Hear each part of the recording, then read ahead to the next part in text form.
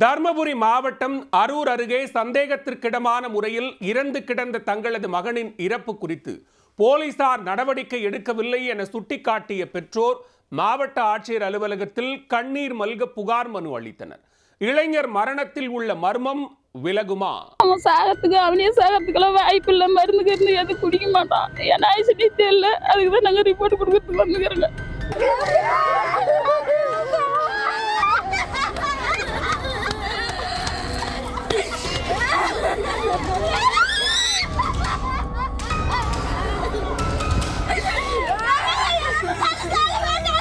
தர்மபுரி மாவட்டம் அரூரை அடுத்த வேடகட்டமடுவு கிராமத்தைச் சேர்ந்த குமார் என்பவரின் மகன் 20 வயதான சுள்ளான் அரூர் அருகே தனியார் கல்லூரியில் 3ஆம் ஆண்டு படித்து வந்தார்.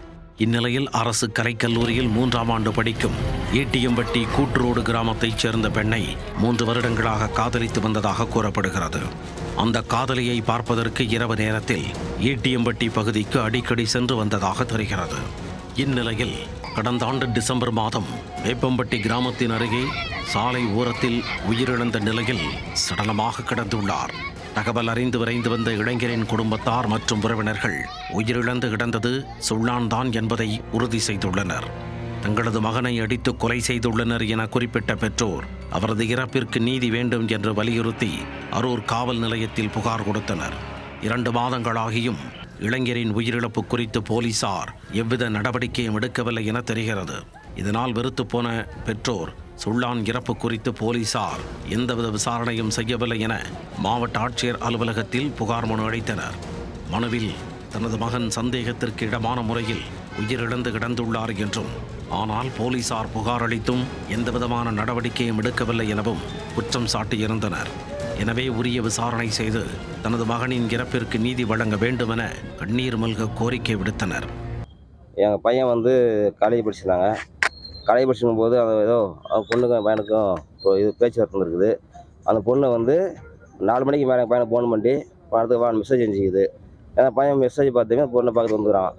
வந்தவன் திரும்பி ரிட்டர்ன் பண்ணலாங்க. பையன் வந்து பார்க்கும்போது சாலை மறியலில் பையனை அடிச்சு போட்டுருந்தாங்க. எங்களுக்கு அடிச்சு போடுறதில்ல, எங்களுக்கு செத்துட்டு அடிப்படை மாதிரி தெரியல, பையன் அடிச்சு போட்ட மாதிரி எங்களுக்கு இருக்குது அப்படின்னு சொல்லி நாங்கள் மனு கொடுத்தோங்க. அந்த மனு எடுக்கல, இது அரூர் ஸ்டேஷன் எடுக்கல, அது கலெக்டர் ஆஃபீஸ் கொடுக்குறோங்க. அவங்க ரோட்ல அப்படியே அவன் சாகத்துக்கே வாய்ப்பு இல்லை. அவ்வளவு ஆட்டச்சாட்டமா இருந்தான். அவன் போட்டா கூட பாருங்க.